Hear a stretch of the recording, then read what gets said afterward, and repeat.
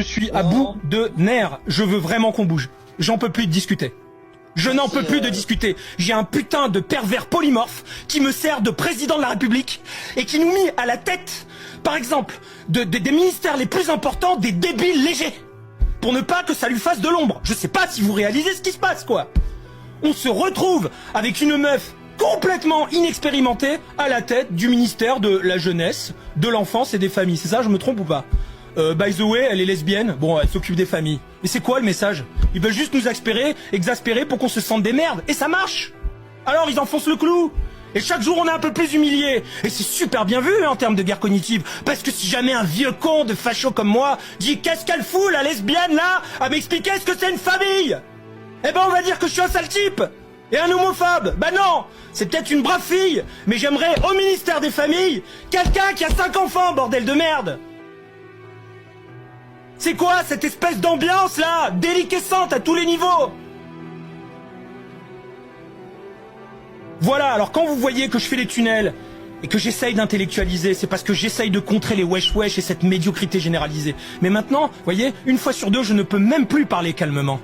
Même un mec comme moi qui essaye de restituer de temps en temps des lectures, de dialectiser, de faire l'intello, etc. Parce que j'essaye d'élever le niveau, je n'en peux plus. Je suis prêt, moi, à mourir, ok, pour me débarrasser de cette caste. Il y a combien de gens qui sont prêts à mourir et qui s'en foutent de mourir? Moi, j'en fais partie, ok? J'en fais partie. Je ne laisserai pas ce monde à mon fils, putain! Mon fils est un petit être lumineux, adorable. Il est déjà généreux. Et je sens qu'il va se faire avoir. Voilà, vous voulez savoir la vérité? Je vais à l'école et j'ai une espèce de connasse de pédagogue mal baisé qui me dit « Monsieur, la fête des mères, c'est une fête pétainiste. C'est une fête pétainiste, alors on l'a remplacée par la fête des gens qu'on aime. » Mais espèce de putain de connasse de mes couilles. Moi, j'apprends à mon fils à aimer les gens, pas toi. J'ai besoin de la fête des mères pour que mon enfant comprenne l'importance de fêter sa maman. Putain de wokisme. On a maintenant des malades qui nous disent que les hommes peuvent donner le sein. Putain. C'est quoi ce délire?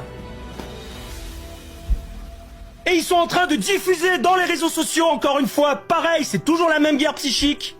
Plein d'images pour nous dire, vous avez vu, le lait de l'homme est aussi bon que celui de la femme. Non mais sérieusement quoi? Où sont les hommes? Où sont les vrais hommes? Merde!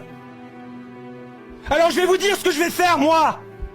Je vais faire un truc illégal. Je vais prendre un portrait de Macron et je vais le brûler en vidéo. Ah, je vais faire ma guerre psychique, moi aussi. Voilà. Et puis je vais demander aux internautes de faire comme moi. Vous prenez une photo de Macron, vous la brûlez à l'image. Ouais, c'est con, hein. On a que ça. Et puis après, on verra ceux qui sont prêts à l'étape d'après. Parce qu'une fois que t'auras brûlé un symbole de la présidence, t'auras tous les macronistes qui vont dire qu'on est des fachos. Oh là là! Eh ben oui, je suis un facho. Et je vous emmerde. Il faut sauver la France. La France est un phare de l'humanité. Toute l'Europe nous attend. J'ai eu un job où je travaillais dans 14 pays. J'ai plein d'amis dans les 14 pays en question qui me disent « On vous attend ». Je vous jure que c'est vrai. Vous avez plein de gens dans les autres pays européens qui disent « On attend de voir ce que vont faire les patriotes français ». Il faut qu'on se réveille. Qu'on arrête de discuter, les amis. J'entraîne ma voix à gueuler pour les prochaines barricades que j'espère rejoindre un jour.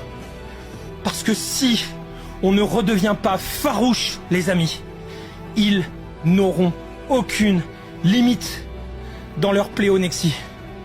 Ils vont nous vider de toute notre substance, sans l'ombre d'un début de commencement de vergogne.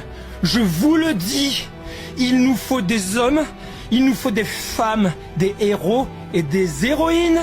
Nous devons reprendre la main. Parce que cette guerre est peut-être très élaborée, très sophistiquée, très technologique, très juridictionnelle, très légaliste, très maligne. Mais c'est une guerre. Croyez-moi, c'est une guerre qui est livrée contre les peuples. Ça fait des années que je m'interdis de penser ça, que je challenge en permanence ce pressentiment. Tout s'aligne pour démontrer que leur objectif, c'est de tuer le peuple français. Et à ce stade de mon raisonnement, tout abruti qui conteste cette évidence est inintéressant, hors jeu, c'est une victime.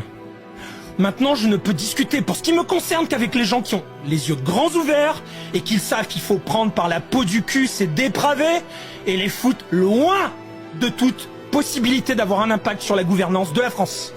Il va falloir qu'on mette nos couilles sur la table, parce que sinon, d'avoir ce dernier espace de liberté qu'est Twitter, X, eh bien ça n'aura servi à rien. Ça ne sera que de la parlotte faite pour nous épuiser.